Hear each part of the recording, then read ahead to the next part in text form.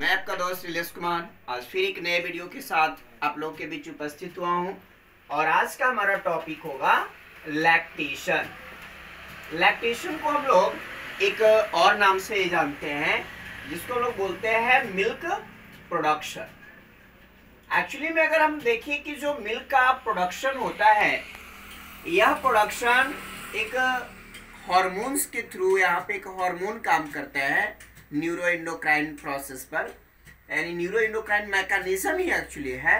तो वह हार्मोन का नाम है प्रोलैक्टिन हार्मोन, यानी ये प्रोडक्शन करता है। जबकि लैक्टेशन का मतलब होता है the milk out from the mammary gland for provide the nutrition of new born child. तो जो न्यू बॉर्न चाइल्ड होता है उसको न्यूट्रिशन प्रोवाइड करने के लिए मिल्क जो है मैमरी ग्लैंड से आउट होता है, तो वह प्रोसेस को हम लोग लैक्टेशन करते हैं। लेकिन वो बाहर कब आएगा, आउट कब होगा, जब मैमरी ग्लैंड के अंदर मिल्क का प्रोडक्शन होगा। और जो प्रोडक्शन करने में हेल्प करता है वो एक हार्मोन हेल्प करता है जिसको हम लोग बोलते हैं प्रोलैक्टिन हार्मोन। अब हम जानते हैं कि कैसे मिल्क का प्रोडक्शन होता है और फिर वो कैसे बाहर आता है। तो मैंने आपको इसके प्रीवियस वीडियो में बताया था कि अगर आप जानते हैं तो अच्छी है, नहीं तो आप हमारे प्रीवियस वीडियो मैमरी ग्लैंड को आप सर्च करके उसको पढ़िए, देखिए, अगर कोई प्रॉब्लम हो तो पूछ लीजिए। मैंने आपको बताया था कि जो फीमेल्स का मैमरी ग्लैंड है एक्चुअली सेकेंडरी रिप्रोडक्टिव ऑर्गन्स ही होता है। तो उसमें मैंने उसके पार्ट्स के बारे में बताया था कि जो इन फ्रंट आउटग्रोथ स्ट्रक्चर जो होता है मैमरी ग्लैंड्स में, तो इस पार्ट्स का मैंने नाम बताया था निपल्स। और जो सराउंडेड मस्कुलर पार्ट होता है, डेवलपमेंट पार्ट जो होता है जिसपे साइड डिपेंड करती है, फैटी वाला पार्ट्स, तो इस पार्ट्स का नाम रख दिए थे एरियोला।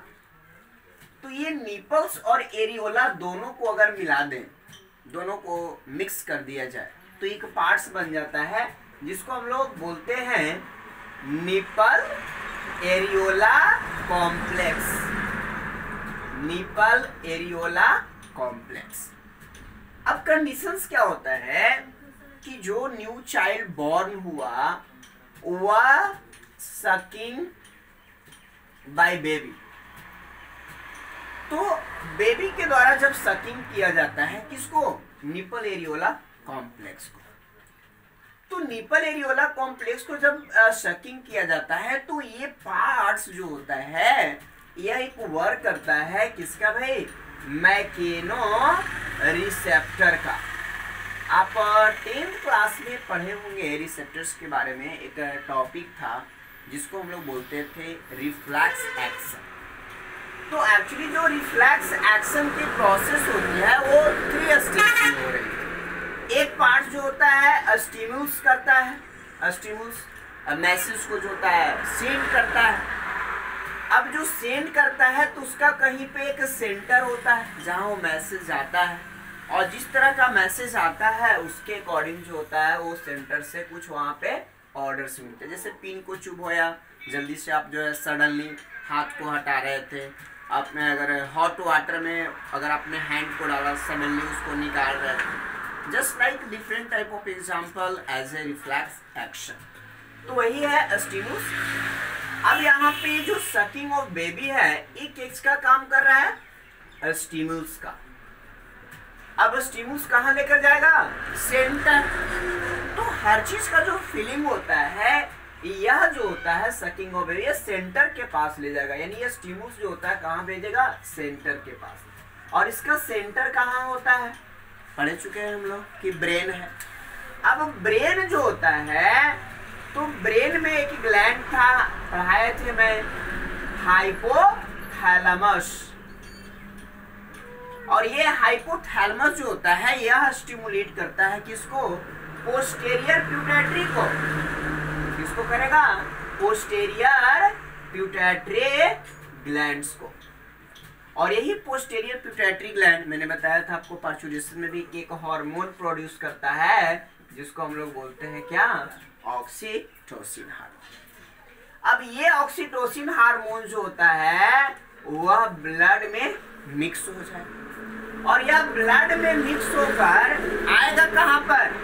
तो ये जो देख रहे थे यहाँ पे इस तरह से मैंने बताया था कि बहुत सारे लोब्स होते हैं, ये जो देख रहे हैं इस तरह से।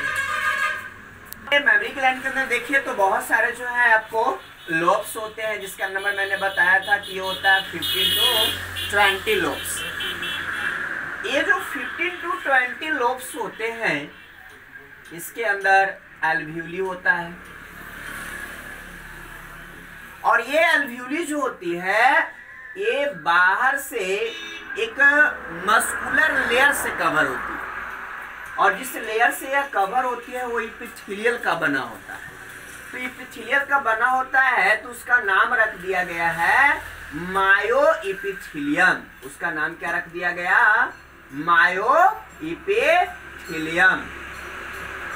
अब देखिएगा कि जो ऑक्सीटोसिन हार्मोन आता है, यही ऑक्सीटोसिन हार्मोन मायोइपिथेलियल को कॉन्ट्रैक्ट करता है, उसको सिकुड़ाता है, और इसके अंदर जो मिल्क का प्रोडक्शन किया था प्रोलैक्टिन, और ये भी यह सिकुड़ता है तो यह डक्ट में आता है, और सकिंग प्रोसेस के थ्रू ये क्या हो जाते हैं? बाहर आ जाते हैं। लेकिन मैंने भी बताया कि प्रोडक्शन का काम कौन करेगा? प्रोलैक्टिन। लेकिन डिस्चार्ज बनने यहाँ पे जो होता है एल्वियोली के अंदर, जो मेमोरी एल्वियोली होता है उसके अंदर तो बन जाता है, बनाने का काम किया प्रोलैक्टिन। सकिंग प्रोसेस के द्वारा इस डक्ट से जो बाहर करेगा वो कौन करता है? हमारा ऑक्सीटोसिन। और यही मिल्क जब बाहर आता है तो यह प्रोसेस को क्या बोलते हैं? लैक्टेशन। बात समझ में आ गई? तो अच्छा, नहीं तो मैं एक बार फिर आपको बता देता हूँ। मिल्क प्रोडक्शन का काम करेगा कौन? आपको प्रोलैक्टिन हार्मोन। जबकि ये प्रोलैक्टिन हार्मोन केवल फॉर्मेशन करता है, लेकिन उसको बाहर निकालने का काम करता है ऑक्सीटोसिन हार्मोन। जब मेमोरी ग्लैंड से मिल्क बाहर आता है तो वह प्रोसेस को लैक्टेशन कहते हैं। यह प्रोसेस होता कैसे है? जब बेबी के थ्रू जो होता है सकिंग किया जाता है तो मैकेनो रिसेप्टर का यह ऑर्गन काम करता है, और ये स्टिमुलेट करके सेंटर पर भेजता है। किसके पास है? ब्रेन के पास। ब्रेन जो होता है हाइपोथैलेमस को स्टिमुलेट करता है, जिससे पोस्टीरियर पिट्यूटरी ग्लैंड एक हार्मोन डिस्चार्ज करती है, उसको ऑक्सीटोसिन कहते हैं, जो ब्लड में मिक्स होने के बाद मेमोरी ग्लैंड के एल्वियोली के ऊपर जो एक टिश्यू होता है जिसको इपिथेलियल टिश्यू कहते हैं, उसके कवरिंग पार्ट को, जिसका नाम रख दिया गया मायोइपिथेलियम, उसको यह कॉन्स्ट्रैक्ट करता है, जिसमें बना हुआ मिल्क जो होता है लैक्टिफेरस डक्ट के थ्रू, किसके थ्रू? लैक्टिफेरस डक्ट के थ्रू जो होता है निपल्स पोर से बाहर आ जाती है, जो चाइल्ड को न्यूट्रिशन प्रोवाइड करती है। तो यही प्रोसेस को हम लोग क्या कहते हैं? लैक्टेशन। अब यहाँ पे देखिएगा कि जो फर्स्ट मिल्क प्रोड्यूस होता है, तो यह फर्स्ट मिल्क में एक, यानी फर्स्ट मिल्क का नाम रख दिया गया है कोलेस्ट्रम। उसमें प्रेजेंट क्या होता है भाई? कोलेस्ट्रम। एक जो होता है डार्क येलो कलर का पिगमेंट होता है, जिसके अंदर जो होता है आईजीएम बहुत ज्यादा प्रेजेंट होता है। आईजीएम का मतलब होता है इम्यूनोग्लोबुलिन।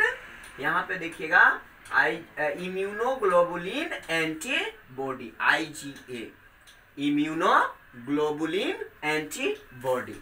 और यही जो कोलेस्ट्रॉम होता है वो बच्चे के बॉडी में, जो चाइल्ड हुआ उसके बॉडी में जो होता है बहुत सारे एंटीबॉडी का फॉर्मेशन करता है, जो उस चाइल्ड को डिफरेंट डिजीज से लड़ने में, उससे फाइट करने में बहुत ज़्यादा हेल्प करता है। तो यही था हमारा आज का टॉपिक लैक्टेशन। उम्मीद है आपको हमारा वीडियो पसंद आया होगा। अगर पसंद आया तो प्लीज़ सब्सक्राइब और लाइक जरूर करें। Thank you.